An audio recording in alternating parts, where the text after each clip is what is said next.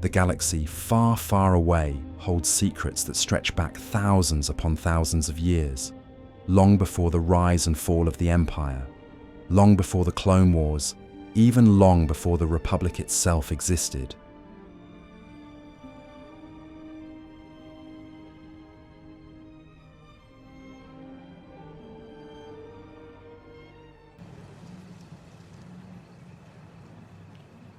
Tonight, we're journeying to the very beginning of recorded galactic history, to an era when the Force was wild and untamed, when civilizations rose and fell like waves across countless star systems, and when the foundations of everything we know about Star Wars were first being laid. So before you get comfortable, take a moment to like the video and subscribe, but only if you genuinely enjoy what I do here. And let me know in the comments where you're tuning in from and what time it is for you. It's always fascinating to see who's joining us from around the world. Now dim the lights, maybe turn on a fan for that soft background hum. And let's ease into tonight's journey together. This is the story of the Old Republic, a timeline so vast and complex that it makes the sequel trilogy look like a brief afternoon nap. We're talking about 25,000 years of galactic history, filled with ancient Jedi orders, forgotten Sith empires, mysterious alien civilizations, and conflicts that would make the galactic civil war seem like a neighborhood disagreement. Picture this: entire species wielding the Force as naturally as breathing, massive space stations that could forge stars themselves, and wars that lasted for millennia. The Old Republic era isn't just ancient history. It's the foundation upon which every single Star Wars story is built. Every lightsaber technique, every Force power, every political structure, every philosophical debate between light and dark. It all traces back to these primordial ages. And here's the thing that makes this timeline absolutely fascinating. While most fans focus on the movies and shows, the Old Republic represents the pure, undiluted essence of what Star Wars can be when it's unleashed from the constraints of film budgets and mainstream audiences. This is where writers and creators could explore the deepest mysteries of the Force, where they could show us civilizations that make the Empire look primitive, where they could craft stories of such epic scope that they span not just years or decades, but entire millennia. We're going to start our journey at the very dawn of galactic civilization, around 25,000 years before the Battle of Yavin. This is when the first hyperspace routes were being discovered, when primitive species were taking their first tentative steps into the greater galaxy, and when the building blocks of galactic society were being assembled piece by piece. But even calling it primitive doesn't do justice to what we're about to explore. These ancient civilizations possessed technologies and knowledge that would be considered miraculous, even by the standards of the Empire. They built structures that lasted for tens of thousands of years, developed Force techniques that have been lost to time, and established political systems that would influence galactic governance for eons to come. The timeline we're exploring begins with the Rakata, also known as the Builders. These weren't just another alien species. They were the first galactic superpower, the first civilization to truly master both technology and the Force on a galactic scale. 25,000 years ago, while most species were still figuring out basic agriculture, the Rakata were constructing massive space stations, enslaving entire worlds, and wielding the dark side of the Force with a sophistication that would make Emperor Palpatine jealous. The Rakata didn't just use technology. They fused it with the Force in ways that seem almost magical by later standards. Their ships were powered by the dark side itself. Their weapons could drain the life force from entire planets. And their greatest creation, the Star Forge, could literally manufacture entire fleets out of pure stellar energy. This wasn't science fiction. This was science fantasy taken to its absolute extreme. But like all civilizations built on the dark side, the Rakata eventually fell victim to their own hubris. Their empire, which had lasted for thousands of years and spanned much of the known galaxy, collapsed in a series of slave rebellions and internal conflicts that left their homeworld a plague-ridden wasteland. Yet their legacy lived on in the countless structures, technologies, and force techniques they left behind, waiting to be rediscovered by future generations. As the Rakata faded into legend, other species began to rise and explore the galaxy they had once dominated. The Corellians started mapping hyperspace routes that would become the foundation of galactic trade for millennia. The Duros began their transformation into the galaxy's premier explorers and pilots. The humans of Coruscant started building what would eventually become the galactic capital. Each species, each world, each discovery added another layer to the growing complexity of galactic civilization. This is also when we first encounter the precursors to the Jedi Order. Not the organized temple-dwelling monks we know from the prequels, but scattered, force-sensitive individuals and small groups who were just beginning to understand the power that flowed through all living things. These early Force users had no formal training, no ancient texts to guide them, no thousand-year-old traditions to follow. They were pioneers, exploring the Force through trial and error, developing the first meditation techniques, the first lightsaber designs, the first philosophical frameworks that would eventually become the Jedi Code. The galaxy during this period was simultaneously more dangerous and more wondrous than anything we see in the movies. Without a central government to maintain order, space was filled with pirates, slavers, and warlords. But it was also filled with opportunities for discovery, adventure, and the kind of personal freedom that would be impossible under the rigid structure of the later Republic.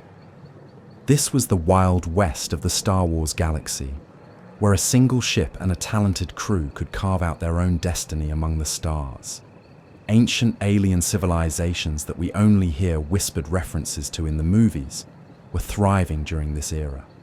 The Celestials, beings of such immense power that they could move planets and construct massive gravitational anomalies that still exist in the modern galaxy. The Gree, masters of technology so advanced that their devices seem like magic even to Imperial scientists. The Kolumi, whose incredible intelligence allowed them to unravel the deepest mysteries of the universe while their bodies withered from neglect. Each of these civilizations contributed something unique to the growing tapestry of galactic culture. The Celestials left behind massive constructs that would influence galactic geography for tens of thousands of years. The Gree developed technologies that inspired countless later innovations. The Kolumi's philosophical insights into the nature of existence itself would influence Force-using traditions across the galaxy. But perhaps most importantly, this era established the fundamental conflict that would define the Star Wars galaxy for all time. The struggle between light and dark, between order and chaos, between selflessness and selfishness. The early Force users quickly discovered that the power they wielded could be used for creation or destruction, for helping others or dominating them, for bringing peace or spreading conflict. This wasn't an abstract philosophical debate. It was a practical reality that shaped every decision they made. The ancient Jedi weren't the wise, serene monks we know from later eras.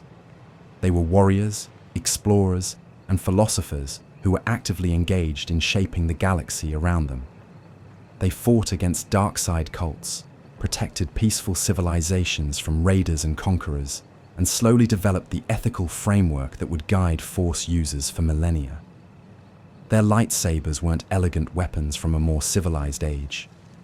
They were practical tools forged in the crucible of constant conflict. And speaking of lightsabers, the early versions were far more primitive than what we see in the movies. The first Force users had to carry external power packs connected to their weapons by cables, making lightsaber combat a much more tactical and limited affair. The development of internal power sources was a gradual process that took centuries of refinement and innovation. Each improvement, represented not just a technological advancement, but a deeper understanding of how to channel the Force through crystal and metal. The crystals themselves tell their own story of this ancient era. The first lightsaber crystals weren't the carefully cultivated synthetic gems of the Sith, or the naturally occurring kyber crystals favoured by later Jedi. They were whatever Force-sensitive stones and minerals could be found on various worlds, each with its own unique properties and characteristics. Some crystals enhanced certain Force abilities, others changed colour based on the wielder's emotional state, and a few rare specimens could even store Force energy for later use. This diversity in crystal types reflected the diversity of the early Force-using community. Without a central authority to standardize practices and beliefs, different groups developed their own traditions, their own interpretations of the Force, their own approaches to training and discipline. Some focused on healing and protection, others on exploration and discovery, still others on combat and warfare. This wasn't the unified Jedi Order of the prequels. It was a loose confederation of like-minded individuals and groups who shared little beyond their connection to the Force. The political landscape of this era was equally complex and fascinating. Without a central government, individual worlds and systems had to fend for themselves, leading to a patchwork of different governmental systems, alliance structures, and territorial boundaries. Some worlds developed into peaceful republics, others fell under the control of military dictatorships, and still others experimented with forms of government that would seem alien to modern sensibilities. Trade routes were the lifelines that connected this scattered civilization, and controlling them was often the key to power and prosperity. The early hyperspace pioneers, who discovered safe paths through the dangerous realm of faster-than-light travel, became some of the most influential figures in galactic society. Their route maps were closely guarded secrets that could make or break entire civilizations, depending on whether they provided access to galactic trade networks. As we delve deeper into this ancient era, we'll discover stories of heroism and villainy that rival anything from the movies, conflicts that reshaped entire sectors of the galaxy, and individuals whose actions echo through tens of thousands of years of galactic history. We'll meet the first Sith, explore the rise and fall of forgotten empires, and witness the gradual transformation of a chaotic, dangerous galaxy into something resembling the organized civilization we know from the films. The Old Republic timeline isn't just ancient history, it's the origin story of everything we love about Star Wars. Every tradition, every conflict, every philosophical debate, every technological innovation can be traced back to these primordial ages when the galaxy was young and anything seemed possible. Part 2. The Rise of the Sith Empire. In the aftermath of the Great Hyperspace War's devastation, the galaxy believed the Sith threat had been extinguished forever. The Republic forces had systematically destroyed every known Sith stronghold, reducing the ancient temples and academies to rubble. The Jedi proclaimed victory, confident that their ancient enemies had finally been wiped from existence. Yet in the deepest shadows of the unknown regions, beyond the reach of Republic scouts and Jedi investigators, a far more insidious plan was already taking shape. While Naga Sadow fled to his exile on Yavin 4, another Sith Lord had chosen a different path to survival. Vitiate, a powerful Sith sorcerer whose ambitions dwarfed even those of his contemporaries, had remained hidden during the chaos of the war. As the Republic forces celebrated their victory and the surviving Sith scattered to the winds, Vitiate began implementing a scheme so audacious and horrific that it would reshape the very nature of the dark side itself. The young Sith Lord understood that brute force alone would never defeat the Republic and the Jedi Order. The recent war had proven that even at the height of their power, the Sith could not match the combined might of the galaxy's defenders. What was needed was not just strength, but time, centuries, perhaps millennia, to plan the perfect revenge. But such a plan would require resources beyond mortal comprehension. and Vitiate knew exactly where to find them. On the world of Nathema, Vitiate gathered the surviving Sith Lords under the pretense of performing a ritual to hide them from Republic detection. These desperate survivors, numbering in the hundreds, came willingly to what they believed would be their salvation. Instead, they found themselves walking into the most horrific betrayal in Sith history. In a single, cataclysmic ritual, Vitiate drained the life force of every living being on Nathema, not just the assembled Sith Lords, but every plant, animal, and microorganism on the entire planet. The ritual accomplished something that had never been achieved before in the history of the galaxy.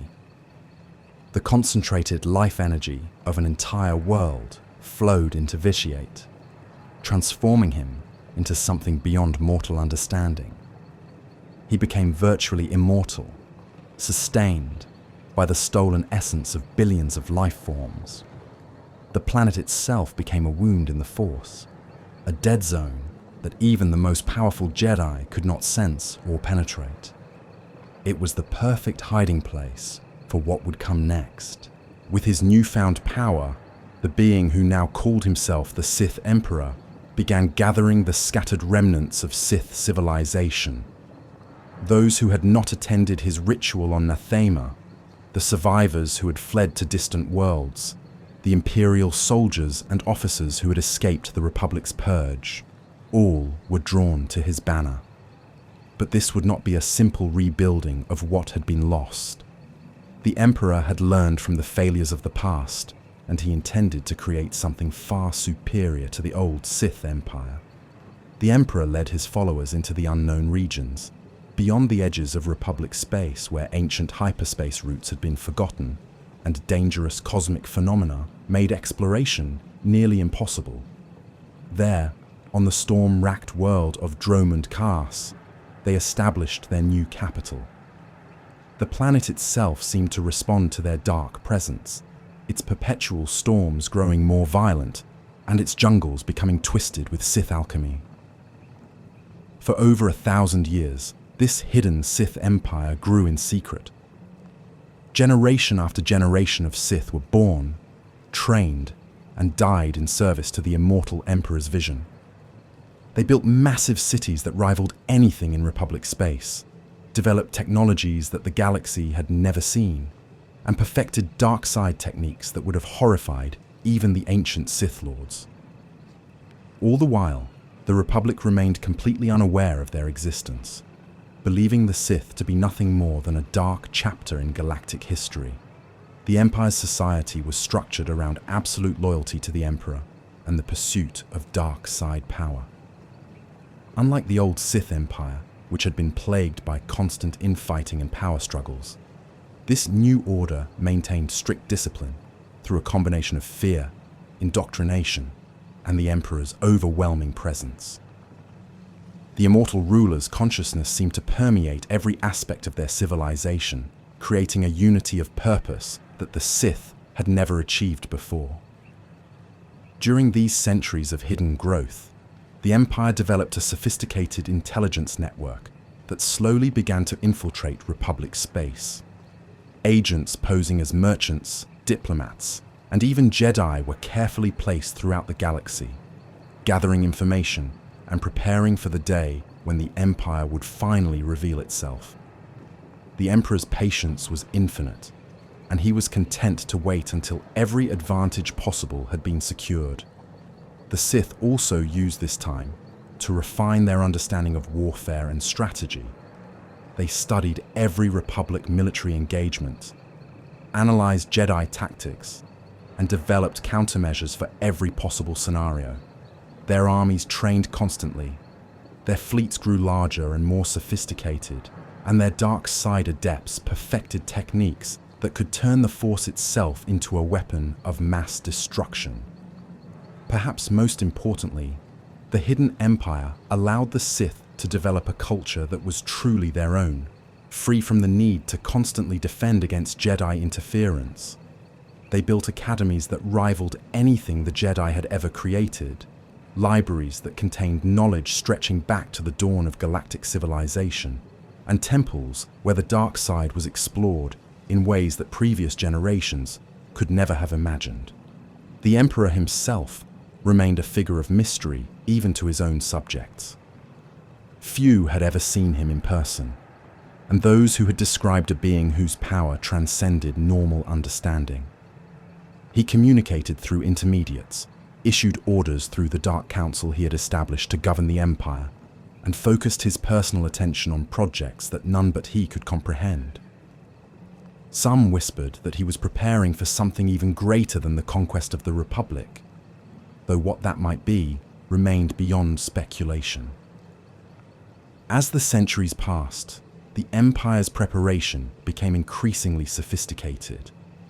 They developed new classes of starships specifically designed to counter Republic naval tactics, created weapons that could penetrate Jedi defenses, and even began experimenting with superweapons that could destroy entire star systems.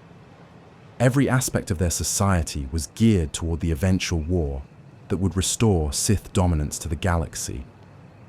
The Hidden Empire also served as a sanctuary for dark side knowledge that would have otherwise been lost. Ancient Sith holocrons, forbidden texts, and artifacts of immense power were gathered from across the galaxy and studied by Imperial scholars. They preserved techniques that the Jedi had tried to eliminate, developed new applications for the dark side, and created a repository of Sith lore that was unmatched in galactic history. By the time the Empire was ready to reveal itself, it had grown into something that the Republic could never have anticipated. This was not the crude, passion-driven organization that had launched the Great Hyperspace War. This was a sophisticated, disciplined, and utterly ruthless civilization that had spent over a millennium preparing for one purpose: the complete and total destruction of everything the Jedi and the Republic represented. The stage was set for a conflict that would dwarf the Great Hyperspace War in both scope and consequence. When the hidden Sith Empire finally emerged from the unknown regions, it would bring with it technologies, strategies, and dark side powers that the galaxy had never seen. The Jedi, grown complacent after centuries of peace, would face an enemy that had learned from every mistake of the past and had spent 1,000 years perfecting the art of destruction. The Republic's greatest victory had, in the end, created their most dangerous enemy. By driving the Sith into hiding rather than truly destroying them, they had given their ancient foes the time and motivation needed to become something far more terrifying than they had ever been before. The Hidden Empire represented the dark side's ultimate expression of patience, planning, and absolute dedication to revenge. As the final preparations were made and the Emperor's agents reported that the time for revelation was at hand, the galaxy stood unknowingly on the precipice of its darkest hour. The Sith had returned, not as the scattered survivors of a broken empire, but as the architects of a new order that would challenge everything the civilized galaxy held dear. The ancient galaxy was a place of infinite wonder and terrible danger, where the boundaries between civilization and chaos shifted like the sands of Tatooine. As we continue our journey through the Old Republic timeline, we find ourselves in an era where the very foundations of galactic society were being tested by forces both seen and unseen. In the wake of the Great Hyperspace War's devastation, the galaxy entered a period of profound transformation. The Sith Empire had seemingly been extinguished, their homeworlds reduced to ash and ruin by the Republic's vengeful fleets. Yet even as the Jedi celebrated their victory, shadows were already gathering in the unknown regions, where ancient powers plotted their return. The Republic, bloodied but victorious, faced the monumental task of rebuilding. Entire star systems had been scarred by the conflict, their populations displaced or decimated. Trade routes that had connected civilizations for millennia lay in ruins, patrolled by scavengers and pirates who preyed upon the vulnerable. It was during this time of uncertainty that new philosophies began to emerge, challenging the very foundations of both Jedi and Republic doctrine. The Jedi Order itself underwent a period of intense introspection. The war had changed them, forcing these guardians of peace to become instruments of destruction. Many questioned whether they had strayed too far from their original purpose. Were they truly servants of the light? Or had they become something else entirely in their struggle against the darkness? These questions would echo through the centuries, shaping the Order's evolution in ways both profound and troubling. In the Outer Rim territories, far from the watchful eyes of Coruscant, small enclaves of dark side practitioners began to emerge. These were not the grand Sith lords of old, but desperate survivors clinging to fragments of forbidden knowledge. They established hidden academies in asteroid fields and on forgotten worlds, teaching their twisted philosophies to any who would listen. Though individually weak, their collective influence began to spread like a virus through the galactic underworld. The Force itself seemed to pulse with new energies during this period. Sensitive individuals across the galaxy reported strange visions and prophetic dreams. Some spoke of a coming darkness that would eclipse all previous conflicts. Others whispered of chosen ones and ancient prophecies that would reshape the very nature of reality. The Jedi Council dismissed many of these reports as post-war trauma, but the wisest among them sensed that something fundamental was shifting in the cosmic balance. Meanwhile, in the deepest reaches of space, remnants of the true Sith Empire continued their patient work under Emperor Vitiate's immortal guidance. They had learned from their predecessors' mistakes, understanding that raw power alone was insufficient for lasting victory. Instead, they focused on subtle manipulation, slowly corrupting Republic institutions from within, while building their strength for an eventual return. The technological landscape of the galaxy was also evolving. The devastation of the war had spurred innovation in both defensive and offensive capabilities. New types of starships emerged, designed for rapid deployment and maximum firepower.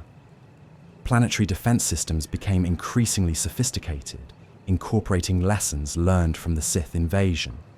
Yet for every advancement in protection, there came corresponding developments in the arts of destruction. Trade guilds and merchant organizations began to fill the power vacuum left by the war's devastation. These groups, operating with increasing autonomy from Republic oversight, established their own fleets and security forces. Some historians argue that this period saw the birth of the corporate oligarchies that would later play such crucial roles in galactic politics. Their influence extended far beyond mere commerce, as they began to shape policy and even fund private military operations. Cultural movements also flourished during this time of rebuilding. Art, literature, and philosophy experienced a renaissance as beings across the galaxy sought to make sense of the trauma they had endured. New religious movements emerged, some seeking to reconcile the apparent contradictions between light and dark, others embracing nihilistic philosophies that viewed the Force as a cruel and indifferent power. The Republic's military underwent significant reorganization as well. The lessons of the hyperspace war had demonstrated the need for rapid response capabilities and better intelligence gathering. New academies were established to train officers in the complexities of galactic warfare, while special forces units were created to handle threats that conventional military doctrine could not address.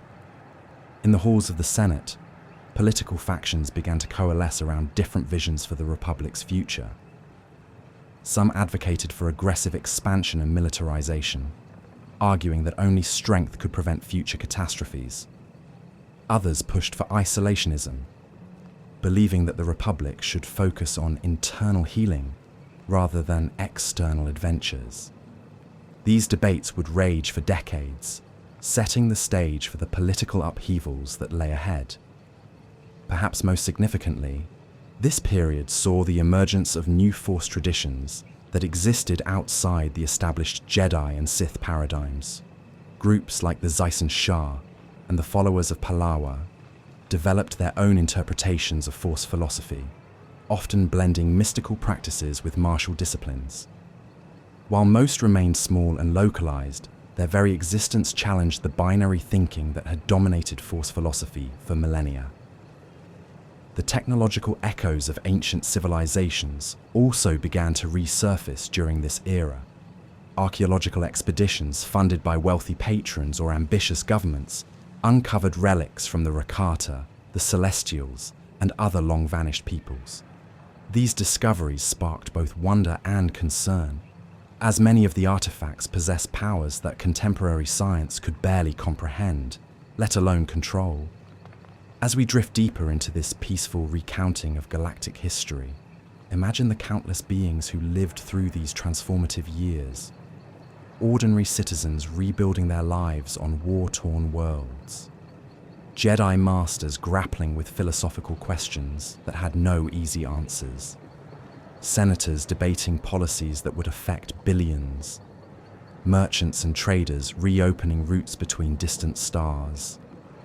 Each played their part in weaving the complex tapestry of galactic civilization.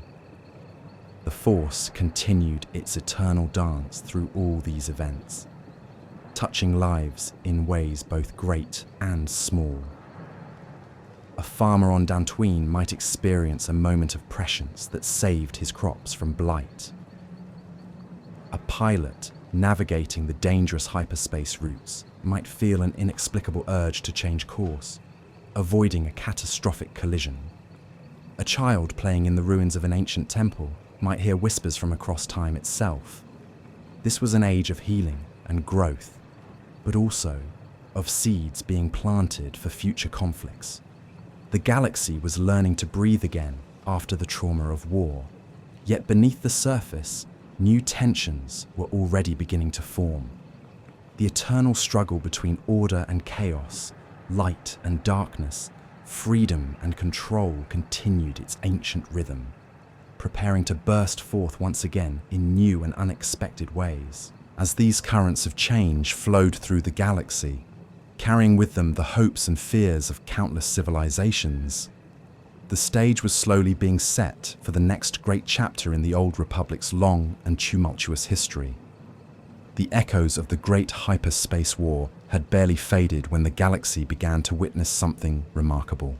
From the ashes of devastation, new forms of life and civilization began to emerge, shaped by the very forces that had nearly destroyed them. The period following 3000 BBY marked not just recovery, but transformation on a scale that would influence galactic development for millennia to come. In the Outer Rim territories, where the scars of Sith conquest ran deepest, scattered populations began developing entirely new approaches to survival and governance.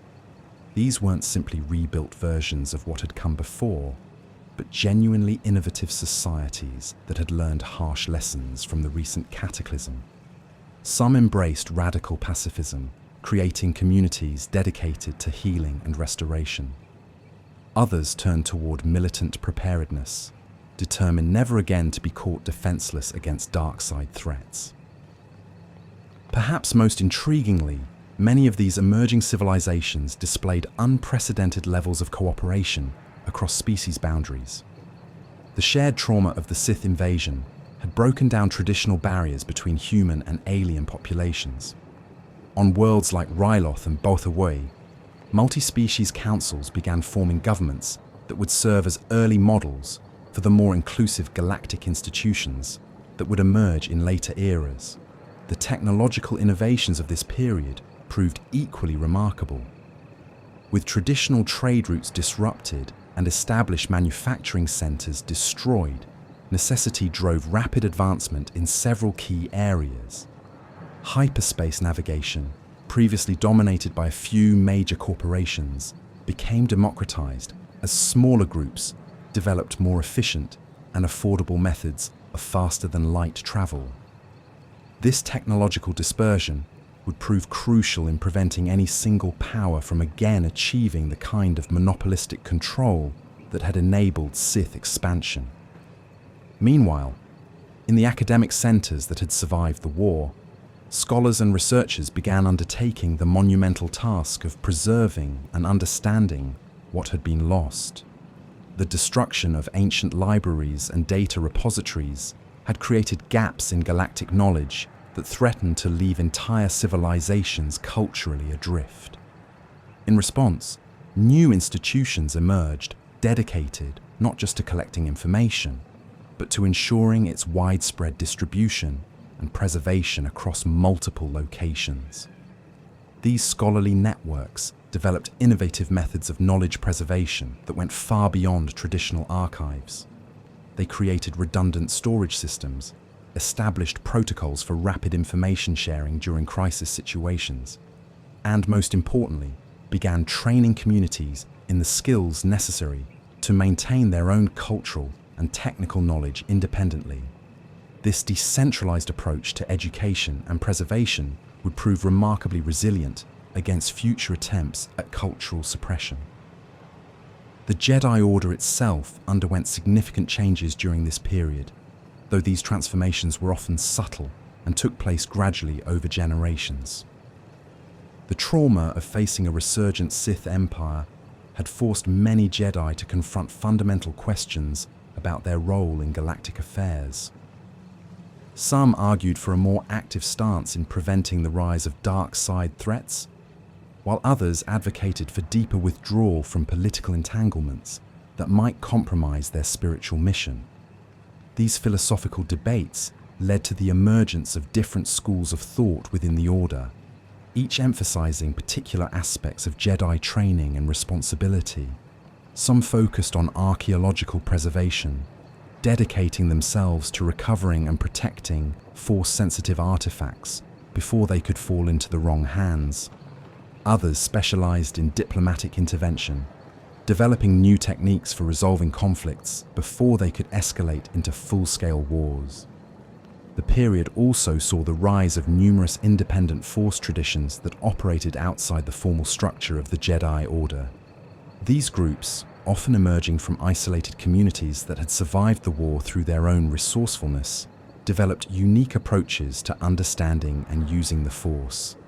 While some remained aligned with light side principles, others explored more nuanced philosophies that didn't fit neatly into traditional categories of light and dark.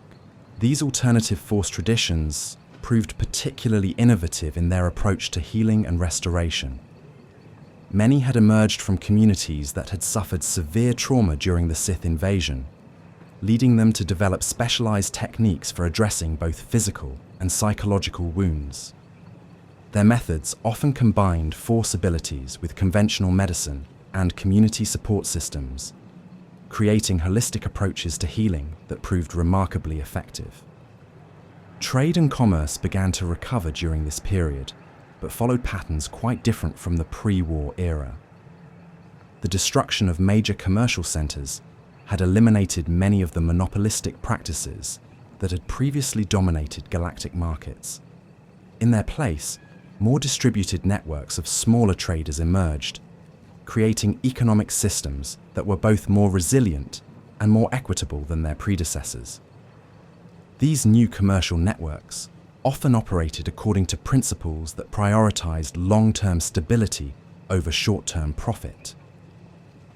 Having witnessed how economic exploitation had contributed to the conditions that enabled Sith expansion, many trading communities developed ethical frameworks that explicitly rejected practices likely to create the kind of desperation and resentment that dark side movements could exploit.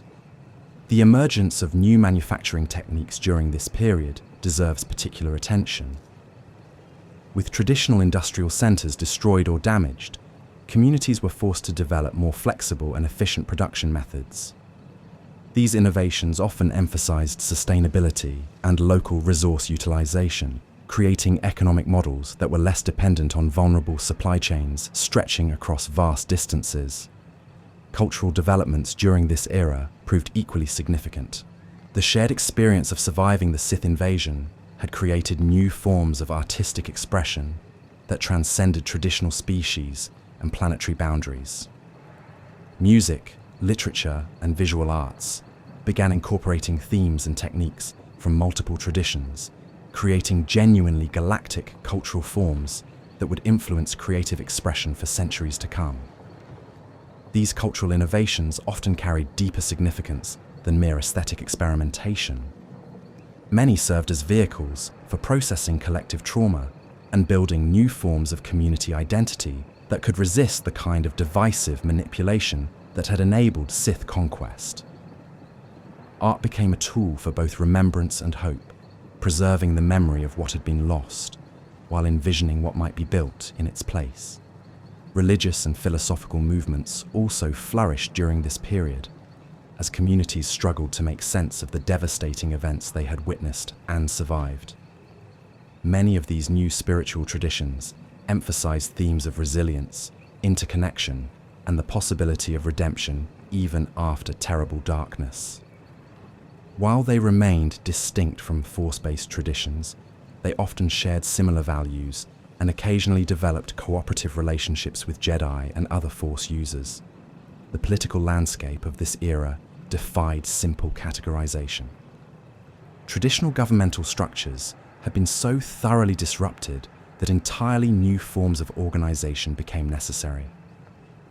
Many communities experimented with innovative approaches to decision-making and conflict resolution that drew from multiple cultural traditions while adapting to the practical realities of post-war reconstruction.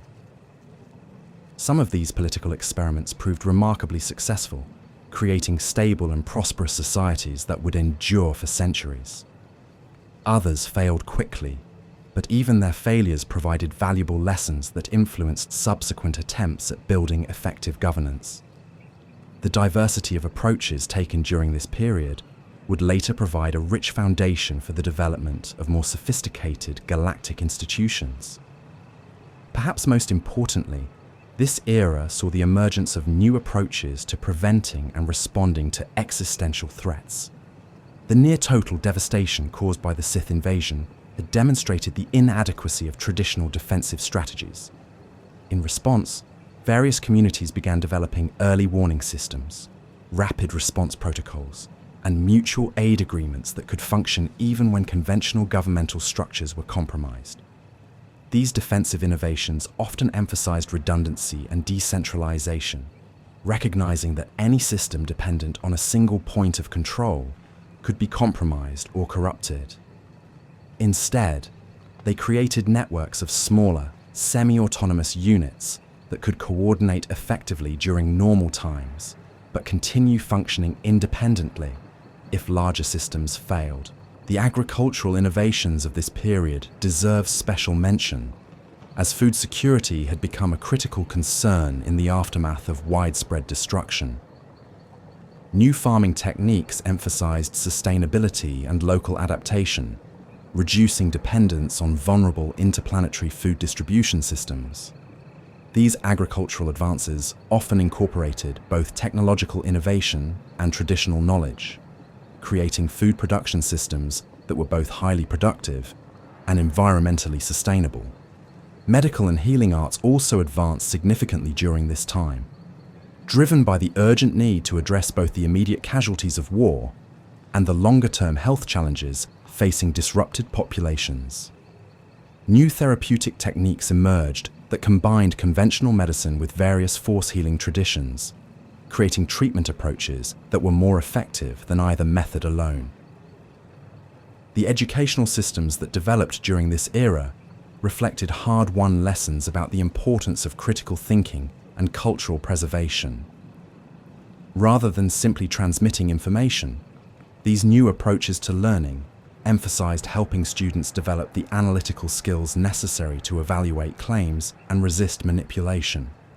They also prioritized teaching multiple perspectives on historical events, recognizing that oversimplified narratives could be exploited by those seeking to gain power through deception.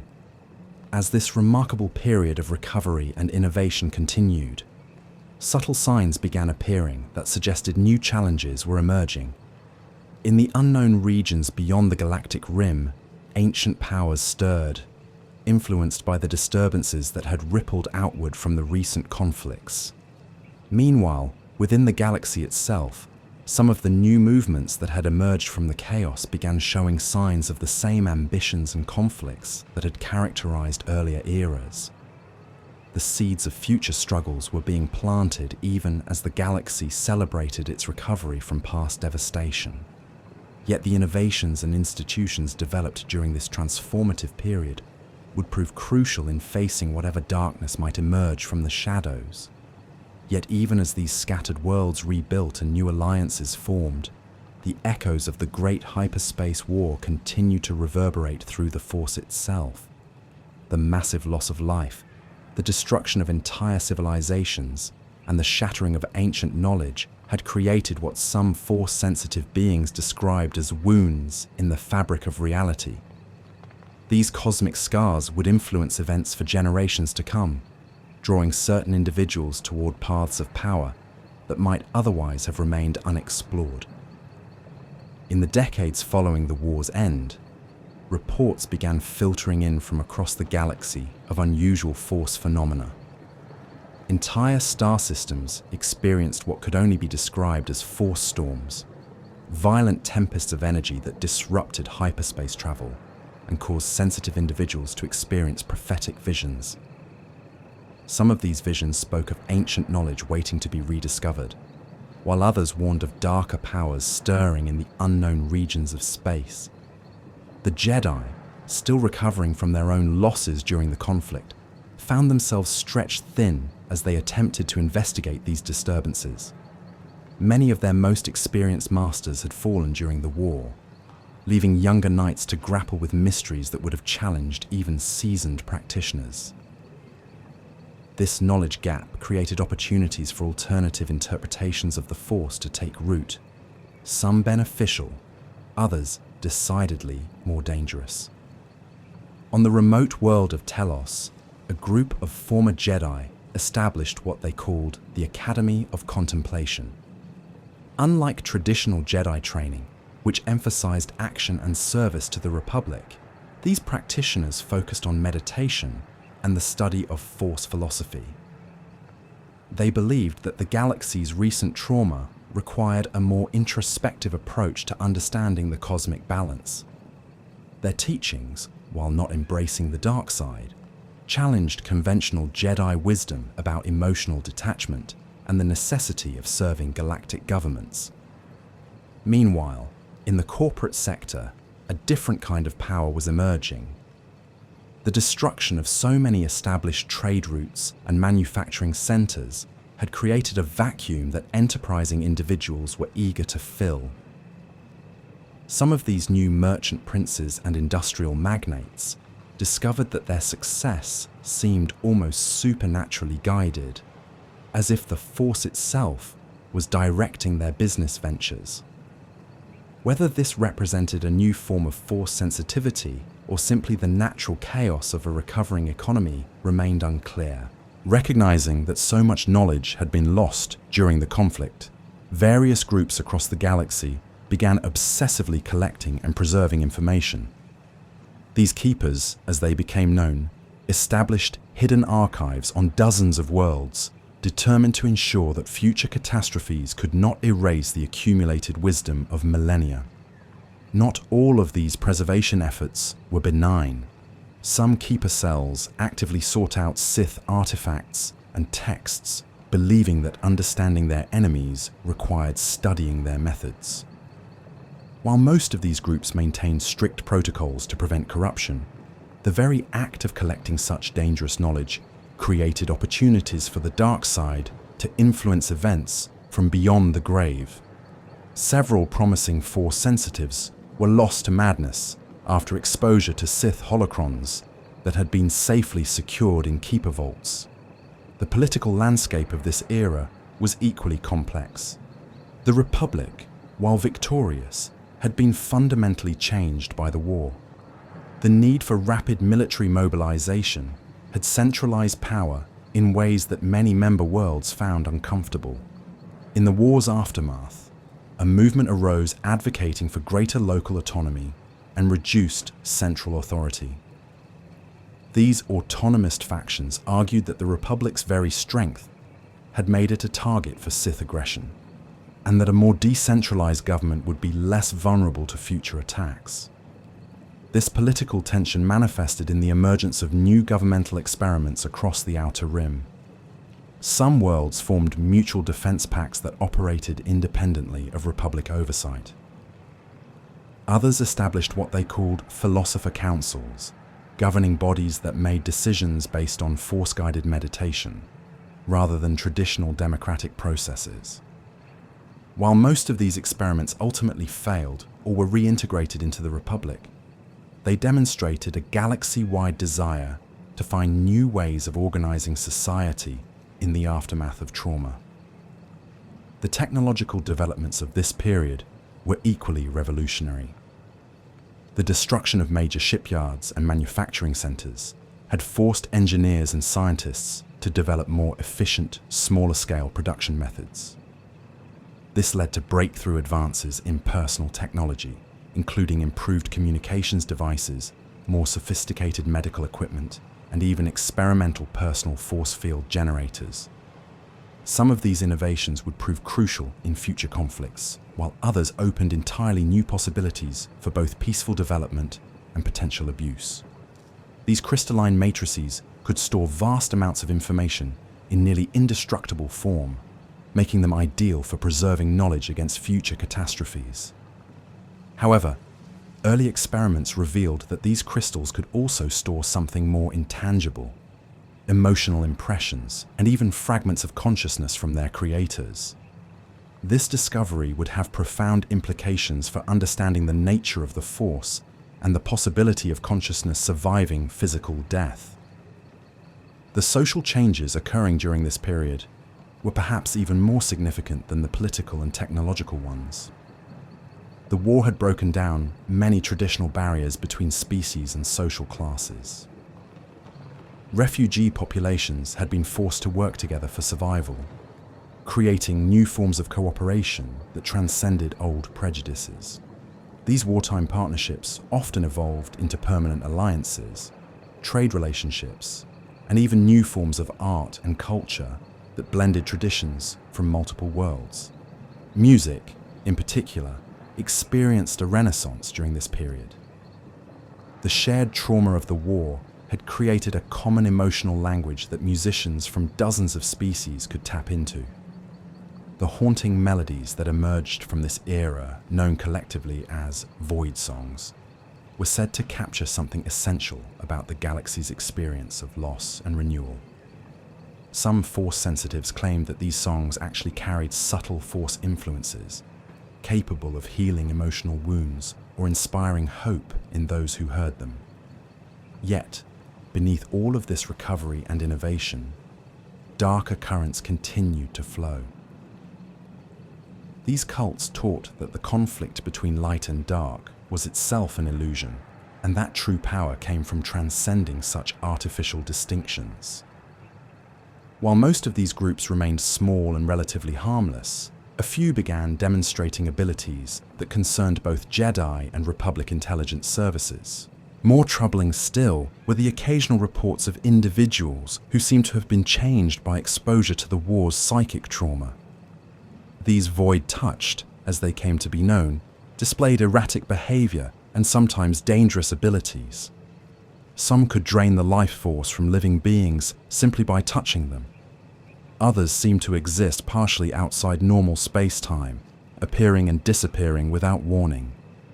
The Jedi attempted to help these individuals, but their condition seemed to resist conventional healing techniques.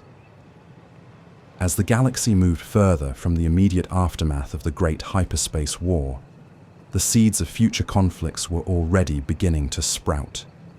The knowledge preserved by the Keeper movement would eventually attract those who sought power rather than wisdom. The political experiments in local autonomy would create precedents that future separatist movements would invoke. The technological advances that had helped worlds rebuild would also provide new tools for those who sought to wage war. Most ominously, the Force wounds created by the war's massive destruction had not healed. If anything, they seemed to be slowly spreading, creating areas of space where reality itself became unstable. Ships that ventured too close to these regions sometimes returned with crews who spoke of visions that had not yet come to pass, or memories of events that had never occurred. These anomalies would eventually attract the attention of those who sought to exploit the Force's mysteries for their own ends. The early post-war period had been a time of hope and renewal, but it was also a time when the foundations were laid for future catastrophes. The galaxy had survived the Sith Empire's assault, but in doing so, it had been changed in ways that no one fully understood.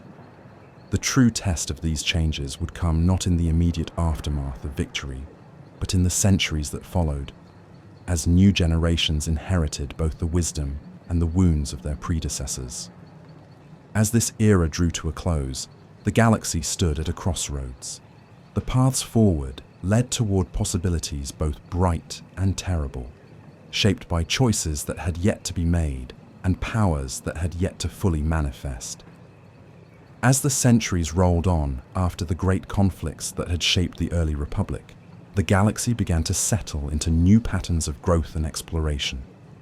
The scars left by ancient wars were healing, and civilizations that had once cowered in the shadows of greater powers now began to emerge with their own ambitions and dreams. Around 15,000 years before the Battle of Yavin, a remarkable transformation was taking place across the known worlds.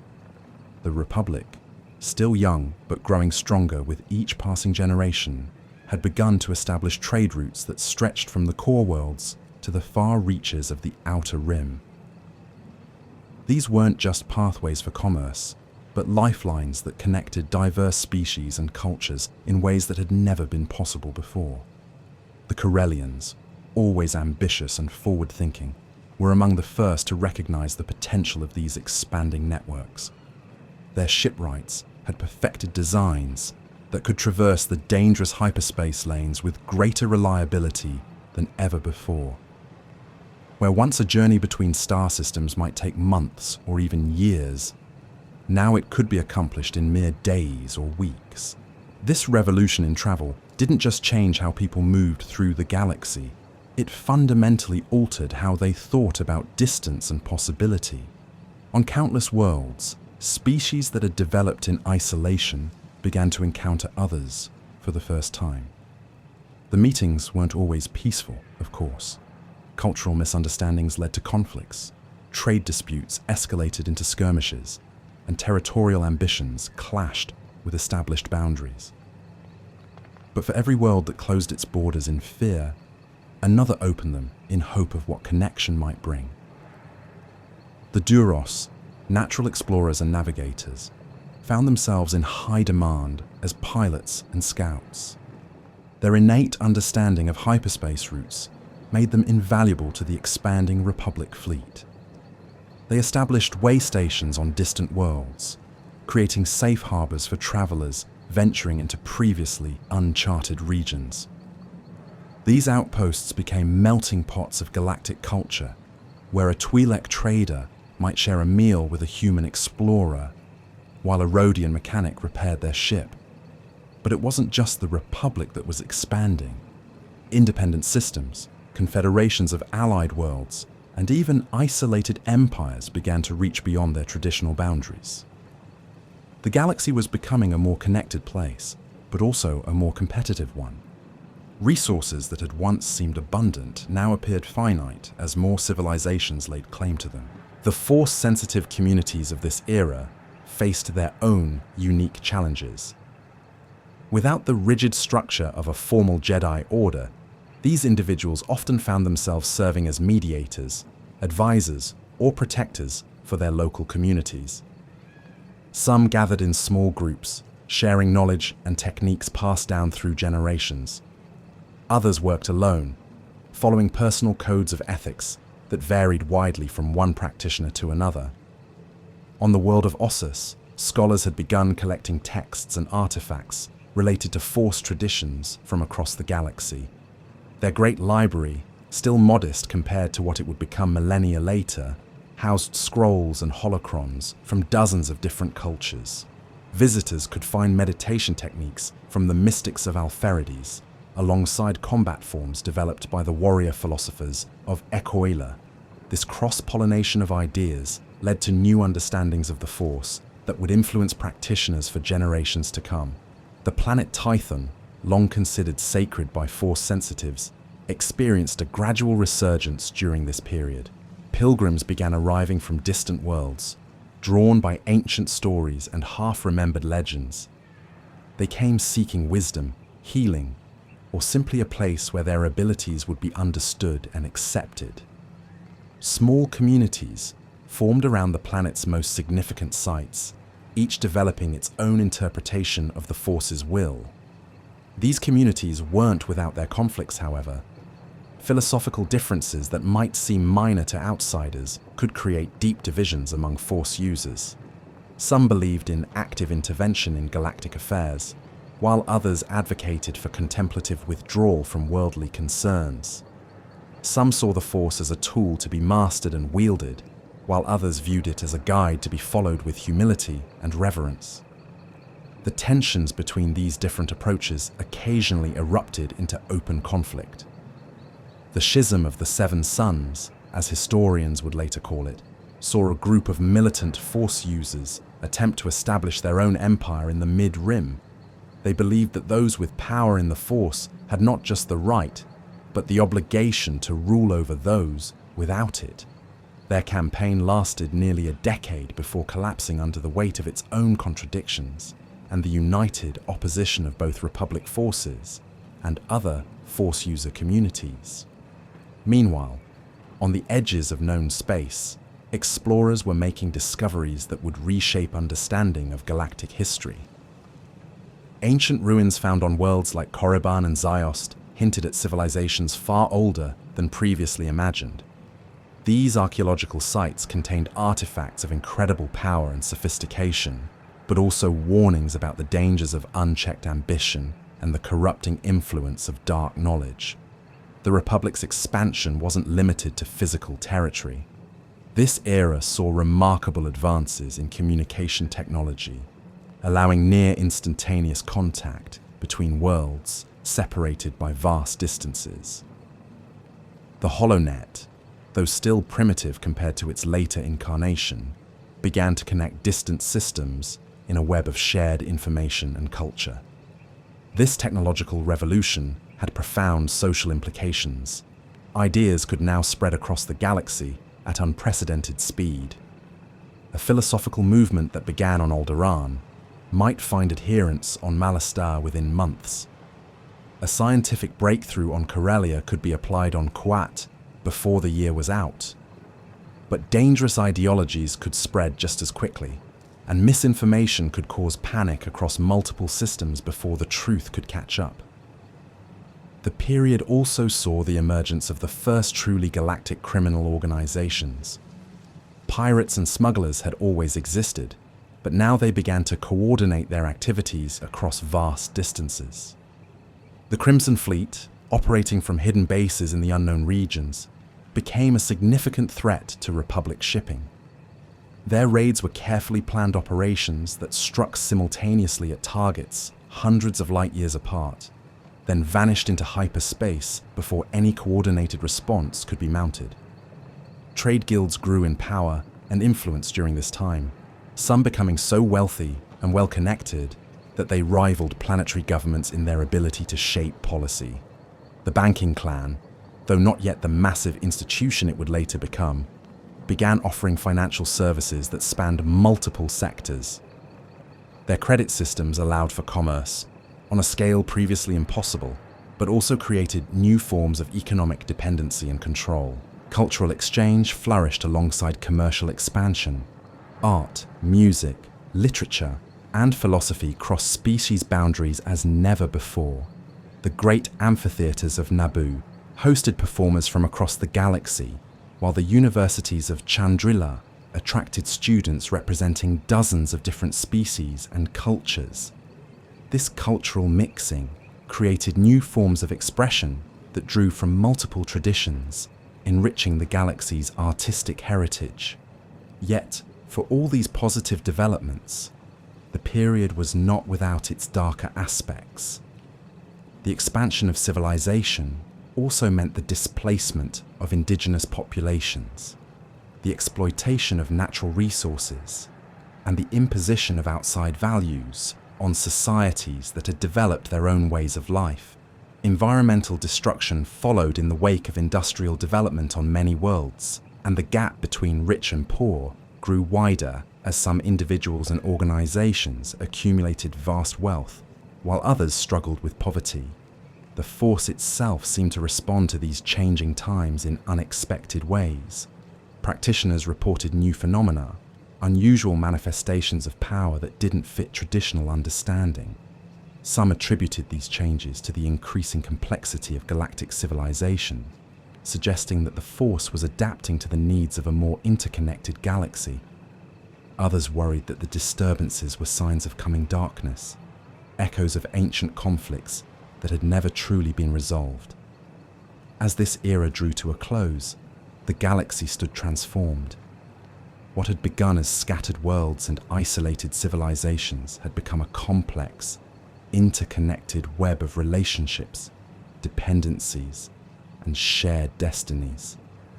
The foundations had been laid for both great achievements and terrible conflicts. The stage was set for the next chapter in the galaxy's long and tumultuous history, where the lessons learned during these years of expansion and growth would be tested by challenges that none could yet imagine. The Republic continued to evolve, its institutions maturing and its influence spreading ever wider. But the very success of this expansion carried within it the seeds of future problems. The galaxy was becoming too large and complex for any single government to manage effectively, too diverse for any single philosophy to unite completely. The peaceful expansion of these centuries would give way to new forms of conflict, as different visions of galactic civilization clashed with increasing intensity. And in the shadows, on forgotten worlds, and in hidden temples, ancient knowledge waited to be rediscovered. The past was never truly past in a galaxy where the Force connected all things across time and space. The galaxy that emerged from these catastrophic centuries bore little resemblance to the ordered civilizations that had once flourished. Yet, from the ashes of the Sith Empire's collapse and the devastation of the Great Hyperspace War, something remarkable began to take shape. This was not merely recovery, but transformation on a scale that would define the next millennium of galactic history. In the scattered systems that had survived the chaos, new forms of governance began to emerge. The old hierarchies had crumbled, but in their place arose confederations and alliances built on mutual survival rather than conquest. These were pragmatic arrangements, forged by necessity, but strengthened by shared experience of loss and renewal. The Corellian system became a beacon of this new approach to civilization. Having weathered the storms of war through careful neutrality and strategic isolation, Corellia now opened its shipyards and trade routes to refugees and survivors from across the galaxy. Their philosophy was simple yet revolutionary. Judge worlds not by their past allegiances, but by their commitment to rebuilding and cooperation. Similarly, the Alderaanian houses began extending their influence through cultural exchange rather than military might.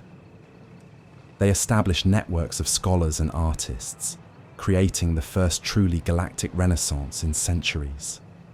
Knowledge that had been hoarded by the Sith or hidden by desperate Jedi began to flow freely once again, cross-pollinating between species and civilizations in ways that sparked unprecedented innovation. But perhaps the most significant development was the emergence of what historians would later call the merchant republics. These were loose confederations of trading worlds that prioritized economic cooperation over territorial control. The Tapani sector, Hape's consortium, and numerous smaller alliances created a web of interdependence that made large-scale warfare increasingly difficult to sustain. These merchant networks did more than simply trade goods. They carried ideas, technologies, and cultural practices across vast distances. A breakthrough in agricultural techniques on one world would appear on dozens of others within months. Artistic movements flowed along trade routes like rivers, creating the first truly galactic culture since the fall of the Rakatan Empire. The Force traditions that emerged during this period reflected this new diversity. Without the rigid doctrines of the Jedi Order or the destructive philosophy of the Sith, Force-sensitive individuals began exploring entirely new approaches to their abilities.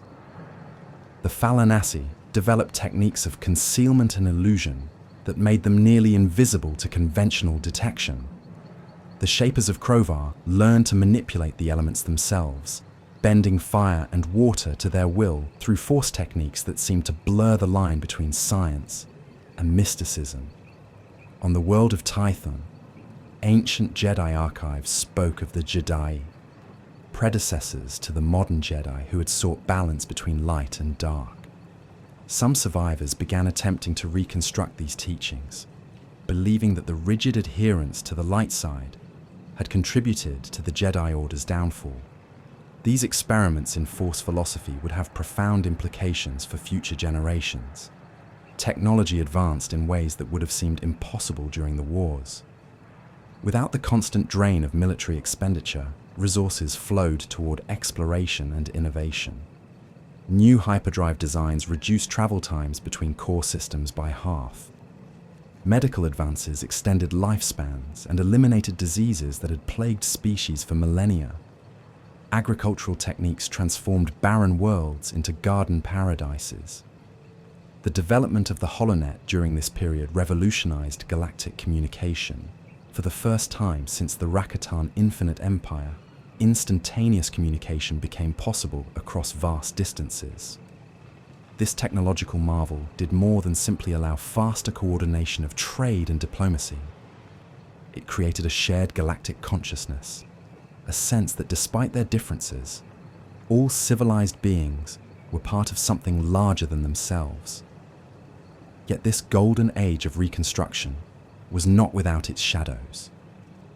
The same networks that carried goods and ideas also provided pathways for darker influences.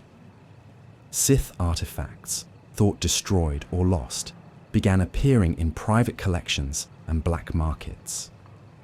Ancient holocrons whispered seductive promises to those who discovered them.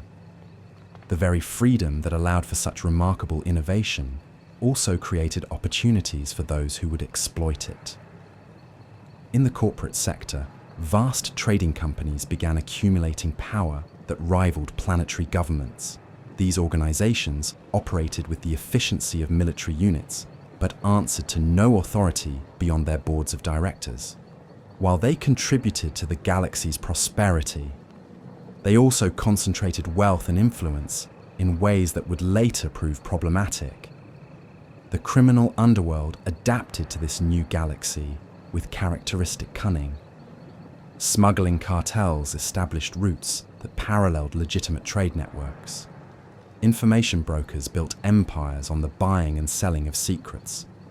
Most concerning were the rumors of organizations that dealt in Force artifacts and knowledge, selling to the highest bidder, regardless of their intentions. On the edges of known space, exploration continued at an unprecedented pace.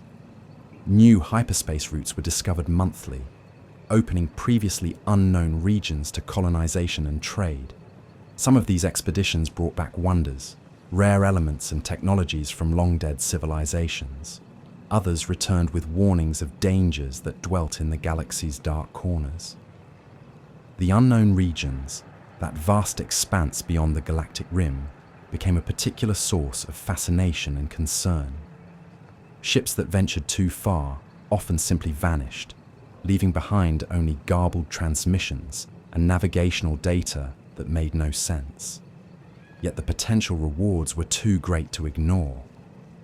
Rare metals, unique crystals, and archaeological sites that predated known galactic civilization drew explorers despite the risks. It was during one such expedition that the first disturbing reports began to surface. Deep space scouts reported encounters with ships of unknown design vessels that seemed to absorb sensor readings and moved with patterns that suggested advanced artificial intelligence. These contacts were brief and inconclusive, but they raised troubling questions about what else might be awakening in the galaxy's forgotten corners. More immediate concerns arose from within civilized space itself. On Korriban, the ancient Sith homeworld, seismic surveys detected artificial structures buried beneath kilometers of rock and sand. These were not the known tombs of Sith lords, but something far older and more extensive. The few expeditions that attempted to investigate these sites reported equipment failures, psychological disturbances among crew members, and, in several cases, complete loss of contact. Similar phenomena were reported from other worlds with dark histories. Malachor 5, still bearing the scars of the mass shadow generator, began experiencing gravitational anomalies that defied explanation. Sensor readings suggested massive structures moving beneath the planet's fractured surface, but direct investigation proved impossible due to the lingering effects of the superweapon. Perhaps most disturbing were the reports of individuals who had been touched by these dark influences. Medical facilities across the galaxy began treating patients with symptoms that had no known cause. Individuals who spoke of voices in their dreams and visions of terrible darkness spreading across the stars. These cases were isolated at first, but their frequency was increasing. The void touched, as they came to be known, displayed abilities that seemed to mirror force sensitivity, but with a distinctly different character. They could manipulate shadows and darkness, drain energy from living beings, and, in extreme cases, seemed to exist partially outside normal space-time. Most disturbing of all, their condition appeared to be contagious under certain circumstances. Research into these phenomena was hampered by the very nature of the darkness involved. Scientific instruments failed when exposed to it for extended periods. Researchers found their own mental stability compromised by prolonged study. The few force-sensitive individuals who attempted investigation often emerged fundamentally changed, their connection to the traditional aspects of the Force permanently altered. These developments coincided with disturbing archaeological discoveries across the galaxy. On dozens of worlds, excavations uncovered evidence of civilizations that had simply vanished at various points in galactic history. These were not the familiar patterns of war or natural disaster, but something else entirely. Cities were found perfectly preserved but completely empty, with no signs of struggle or evacuation. Technologies discovered in working order, but abandoned as if their creators had simply walked away. The pattern that emerged from these discoveries was deeply troubling. Every few thousand years, advanced civilizations across the galaxy seemed to reach a critical point in their development, only to disappear without explanation. The timing varied, but the end result was always the same: total abandonment of everything they had built. Some scholars began to theorize about cyclical galactic events, cosmic phenomena that might explain these disappearances.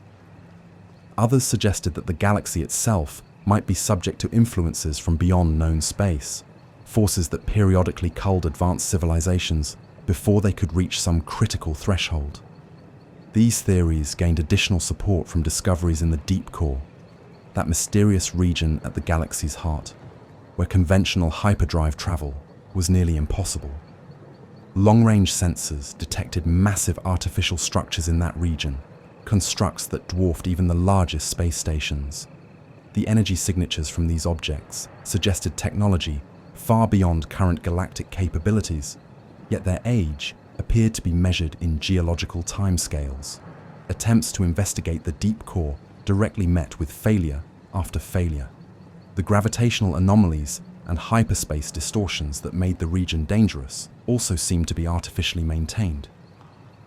Ships that managed to penetrate the outer layers reported sensor readings that suggested the presence of vast automated systems, machines that had been operating for millennia without any apparent supervision. As these discoveries accumulated, a picture began to emerge of a galaxy far stranger and more dangerous than anyone had imagined. The current cycle of civilizations, from the earliest hyperdrive civilizations through the Rakatan Empire and into the modern era, might be merely the latest in an endless series of rises and falls. Somewhere in the galaxy's hidden places, forces existed that were capable of orchestrating events on a scale that made even the Sith Empire's ambitions seem provincial. The implications of these revelations began to influence galactic politics in subtle but significant ways. The loose alliances and confederations that had emerged from the post-war reconstruction began to formalize into more structured organizations. The realization that external threats might exist beyond anything previously imagined prompted a new kind of cooperation, one based not on trade or cultural exchange, but on species survival. Military technologies that had been abandoned after the wars were quietly revived and improved. Defense networks that had been dismantled were rebuilt with new capabilities. Most significantly, the various Force traditions began sharing knowledge and techniques with an urgency that transcended their philosophical differences. The galaxy stood at a crossroads. The golden age of reconstruction had produced wonders beyond imagination, but it had also awakened forces that might prove impossible to control. In hidden laboratories and secret councils, the most brilliant minds of the era worked to understand and prepare for challenges that might dwarf all previous conflicts. Yet life continued across thousands of worlds. Children were born and raised in peace, never knowing of the dark theories that occupied their leaders. Artists created works that celebrated the diversity and beauty of galactic civilization. Scientists made discoveries that promised to improve life for billions. The galaxy was simultaneously entering its greatest age of achievement and facing its most existential threat. The stage was set for events that would determine whether this latest flowering of galactic civilization would join the long list of vanished cultures or find a way to break the cycle that had claimed so many before. In the depths of space, ancient mechanisms continued their patient work, waiting for the moment when the galaxy would once again face judgment.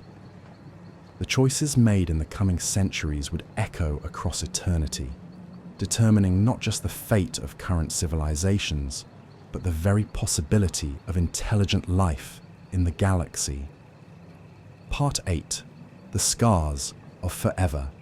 As the cosmic winds of ancient power swept across the galaxy, the echoes of cataclysmic events continued to ripple through the fabric of reality itself. The civilizations that had risen from the ashes of the Great Wars found themselves confronting not just the physical remnants of destruction, but the deeper, more insidious wounds that such violence had carved into the very essence of existence. In the wake of the Sith Empire's collapse and the fading of dragonfire from the skies, scholars and mystics alike began to document strange phenomena that defied conventional understanding. These were not mere curiosities or isolated incidents, but systematic manifestations of something far more profound, the permanent alteration of reality's fundamental structure by forces too terrible to fully comprehend. The first and most obvious of these manifestations were the force storms that would periodically tear across star systems, leaving devastation in their wake. Unlike natural stellar phenomena, these storms carried with them the lingering hatred and pain of ancient conflicts. They were wounds in the Force itself, places where the dark side had been channeled with such intensity that it had literally torn holes in the fabric of space and time. Witnesses to these storms reported visions of battles long past, the screams of the dying echoing across centuries, and the sensation that they were experiencing the final moments of civilizations that had been consumed by their own ambitions. The storms would appear without warning, turning peaceful worlds into nightmarish landscapes where the laws of physics bent to accommodate the traumatic memories embedded in the very atoms of matter. On the world of Malachor, where the mass shadow generator had once torn a planet apart to end the Mandalorian wars, space itself remained scarred, Ships passing through the system reported navigational instruments failing as they encountered pockets of twisted space-time. Some vessels emerged from hyperspace to find their crews aged decades in moments, while others discovered that time had moved backward, leaving them to experience events that had not yet occurred. The Force-sensitive among these travelers spoke of hearing the final thoughts of every soul that had perished in that ancient weapon's activation. The boundary between life and death had been so thoroughly shattered that neither state held meaning in that cursed region of space. It was a wound that would never heal, a permanent reminder of the price paid for victory through overwhelming destruction. But perhaps more disturbing than these obvious scars were the subtle changes that had infected the galaxy's population itself. In the generations following the great conflicts, children began to be born with strange afflictions that defied medical understanding. These were not genetic disorders or diseases, but fundamental alterations to their connection with the Force and reality. The Void Touched, as they came to be known, were individuals whose very existence seemed to drain the life from their surroundings, not through any conscious effort or dark side training, but as a natural consequence of their birth into a galaxy still bleeding from ancient wounds. Plants would wither in their presence, electronics would fail, and even other Force sensitives would find their abilities muted when in proximity to these tragic figures. Unlike the Sith, who chose to embrace darkness, the Void Touched were victims of cosmic trauma they had no part in creating. They carried within themselves fragments of the great destructions, living repositories of pain and loss that had nowhere else to go. Many became hermits, isolating themselves to protect others from their involuntary influence. Others were driven mad by the constant whispers of the dead that only they could hear. The Jedi and other Force-using orders struggled to understand and aid these individuals. Traditional healing techniques proved useless, as the affliction existed on a level deeper than the physical or even spiritual. It was written into the quantum structure of their being, a permanent alteration that reflected the galaxy's own damaged state. Equally troubling were the archaeological discoveries that began to emerge as civilizations expanded into previously unexplored regions. Ancient ruins were found that predated known galactic history by millions of years, structures that seemed to exist partially outside of normal space-time. These ruins were clearly artificial, bearing the marks of intelligent design, yet they defied all attempts at comprehension. The architecture of these sites followed no known principles of engineering or aesthetics. Corridors would lead to rooms that were simultaneously larger and smaller than the spaces that contained them. Staircases ascended indefinitely, while somehow returning to their starting point.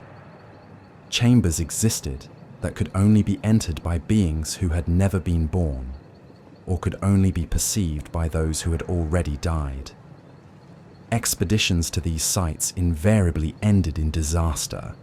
Exploration teams would return speaking of encounters with entities that existed in multiple time streams simultaneously, or would emerge convinced that they had lived entire lifetimes within rooms they had occupied for mere minutes. Some teams never returned at all, their life signs simply ceasing to exist without explanation, as if they had been edited out of reality itself. The few artifacts recovered from these ruins possessed properties that challenged fundamental assumptions about the nature of existence. Crystalline structures that contained entire star systems within their molecular lattice. Metals that remembered events that had happened to objects made from completely different materials. Texts written in languages that could only be read by beings who had experienced specific forms of temporal displacement. These discoveries suggested the existence of civilizations that had transcended the normal limitations of physical existence, but had done so in ways that left permanent scars on the fabric of reality. They had achieved godlike power, but at the cost of their own coherent existence, leaving behind only fragments and echoes that continued to influence the galaxy in ways both subtle and profound. The Force itself had been fundamentally altered by these ancient experiments and the more recent galactic conflicts. Sensitive individuals reported that the light and dark sides were no longer the clear dualities they had once been. Instead, they found themselves encountering aspects of the Force that existed in states of quantum superposition, simultaneously light and dark, constructive and destructive, until observed and collapsed into a single state. This led to the emergence of Force traditions that embraced paradox and contradiction as fundamental principles. The Grey Orders, as they became known, taught that the ancient conflicts had revealed the artificial nature of the light-dark dichotomy. They sought to understand and channel the Force in its new fractured state, learning to work with uncertainty and ambiguity rather than seeking absolute truth. These practitioners developed techniques that would have been impossible in earlier eras. They could heal through destruction, create life through death, and bring peace through conflict. Their abilities reflected the galaxy's new reality, where cause and effect had been so thoroughly disrupted that traditional logic no longer applied. The most skilled among them learned to navigate the temporal distortions that had become increasingly common throughout known space.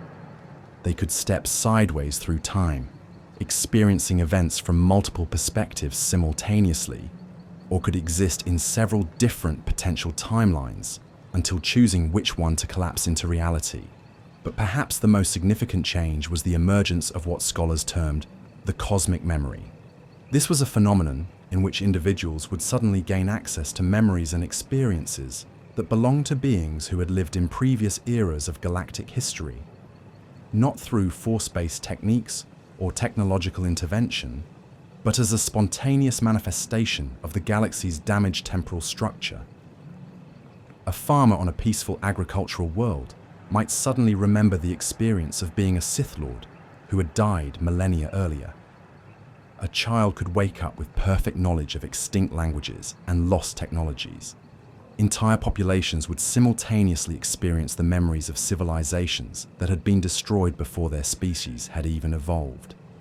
These episodes were not mere hallucinations or psychological phenomena. The knowledge gained was real and verifiable, often leading to the rediscovery of lost sciences and the reconstruction of destroyed historical records. But they came at a cost, as individuals struggled to maintain their own identity while carrying the experiences of countless other beings. The cosmic memory revealed that consciousness itself had been fundamentally altered by the galaxy's traumatic history. The boundaries between individual minds had become permeable, creating a vast network of shared experience that spanned both space and time. Death was no longer the absolute end it had once been, as the experiences and knowledge of the deceased continued to circulate through this network, occasionally surfacing in the minds of the living. This led to profound philosophical and spiritual crises, as civilizations grappled with questions of individual identity and the nature of existence itself. If the memories and experiences of the dead could spontaneously manifest in the living, what did it mean to be an individual? If knowledge and consciousness could persist beyond physical death through this cosmic network, what was the true nature of mortality? Religious and philosophical movements arose that attempted to map and understand this new reality. Some embraced it as a form of technological immortality, seeing the cosmic memory as a gift that allowed the wisdom of the ages to be preserved and shared. Others viewed it as a curse, a violation of the natural order that needed to be healed or contained. The most radical of these movements proposed that the galaxy itself had achieved a form of consciousness through the accumulated trauma and memory of its history. They suggested that every world, every star, every particle of matter had been imprinted with the experiences of countless beings, creating a vast, distributed intelligence that existed at a level beyond individual comprehension. This galactic consciousness, they argued, was not benevolent or malevolent in any human sense, but simply vast, and alien beyond understanding. It was trying to process and integrate the traumatic experiences that had shaped its formation, leading to the various phenomena that plagued the galaxy. The Force storms, the temporal distortions, the archaeological anomalies, all were symptoms of a cosmic mind attempting to heal from wounds that might never fully close. As these theories gained acceptance in academic and spiritual circles, new forms of technology began to emerge that attempted to interface with this galactic consciousness, devices that could tap into the cosmic memory to access lost knowledge. Meditation techniques that allowed individuals to commune with the distributed intelligence that permeated all matter. These developments opened new possibilities for understanding and perhaps healing the galaxy's wounds, but they also carried tremendous risks. Prolonged exposure to the galactic consciousness could result in the complete dissolution of individual identity, as the human mind was simply too small to contain the vastness of cosmic experience. Some of the most advanced practitioners learned to navigate this danger by developing what they called temporal anchors, fixed points of personal identity that could serve as a foundation even when consciousness expanded to cosmic scales. These anchors allowed them to touch the galactic mind without being consumed by it, bringing back knowledge and insight that could benefit all civilizations. Through their efforts, new understandings of the Force began to emerge.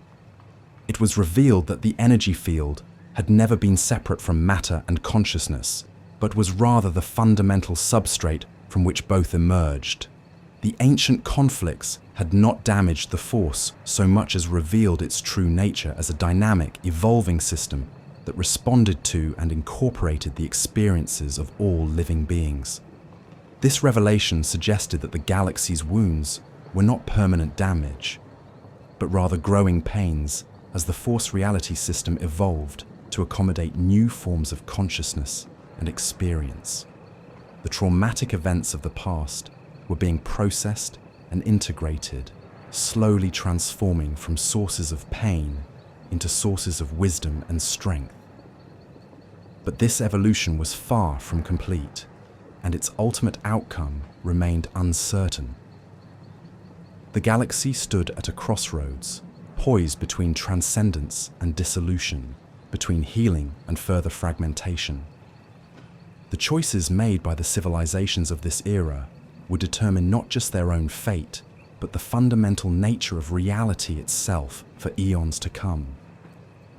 The scars of forever would never fully fade, but they might yet be transformed into something greater than what had been lost.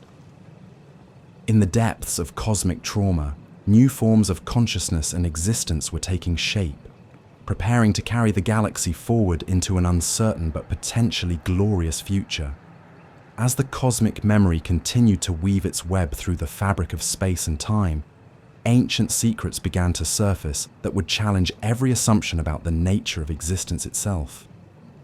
The Old Republic galaxy, scarred by millennia of galactic warfare and dark side experimentation, continued its slow but determined journey toward healing and reconstruction. As the last echoes of ancient conflicts faded into memory, new forces began to shape the destiny of countless worlds. In the centuries following the Great Devastations, the galaxy witnessed the emergence of extraordinary phenomena that defied conventional understanding. The wounds left by superweapons and dark rituals had created permanent distortions in the fabric of reality itself. Some worlds became sanctuaries, where the Force flowed with unusual clarity, while others remained forever tainted by shadows that seemed to exist beyond normal space and time. The surviving civilizations, having learned hard lessons from the cyclical nature of galactic destruction, began developing entirely new approaches to governance and conflict resolution. Ancient archives spoke of the Council of Echoes, a mysterious organization that claimed to represent voices from across the temporal spectrum, past, present, and future. Whether these entities were genuine time-displaced beings or sophisticated philosophical constructs remained a subject of intense debate among scholars. Throughout the Outer Rim territories, explorers discovered ruins, that predated even the earliest known civilizations. These structures, composed of materials that seemed to phase in and out of normal reality, contained inscriptions in languages that defied translation. The symbols appeared to shift and change when observed directly, leading some researchers to theorize that they represented concepts beyond linear communication, perhaps records of civilizations that had transcended physical existence entirely. The Force itself seemed to be evolving in response to the galaxy's trauma. New Force traditions emerged, blending ancient wisdom with unprecedented techniques. The Voidwalkers learned to navigate the spaces between reality, while the Echo Singers claimed to harmonize with the residual memories embedded in the quantum fabric of space itself. These practitioners operated outside traditional light and dark side classifications, suggesting that the Force was developing new expressions to address the unique challenges of a scarred galaxy. In the deep core regions, automated systems of unknown origin began activating after millennia of dormancy. These ancient machines, apparently designed to monitor and maintain cosmic stability, started broadcasting signals into the galactic void. Some believed these transmissions were attempts to contact other galaxies, while others theorized they were preparing defenses against threats that existed beyond conventional understanding. The very nature of consciousness began to evolve as well.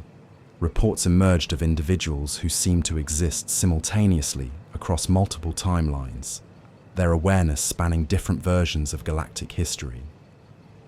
These temporal witnesses spoke of seeing the galaxy not as a single timeline, but as an infinite branching tree of possibilities, each choice creating new realities that somehow remained connected to the whole. As the Old Republic galaxy moved toward an uncertain but hopeful future, it carried within itself the accumulated wisdom of countless civilizations, the scars of unimaginable conflicts, and the seeds of transformation that promised new forms of existence beyond anything previously imagined. The greatest chapter in galactic history was not ending, but transforming into something unprecedented, a cosmic consciousness that encompassed all possibilities while honoring the journey that had brought it into being. The Force, having been wounded and healed countless times, now pulsed with a deeper understanding that transcended the ancient divisions between light and dark, embracing instead the infinite complexity of existence itself. In this new age, the galaxy's greatest strength lay not in avoiding the mistakes of the past, but in integrating them into a wisdom that could guide countless generations toward a future where such cycles of destruction might finally be transformed into cycles of growth and transcendence.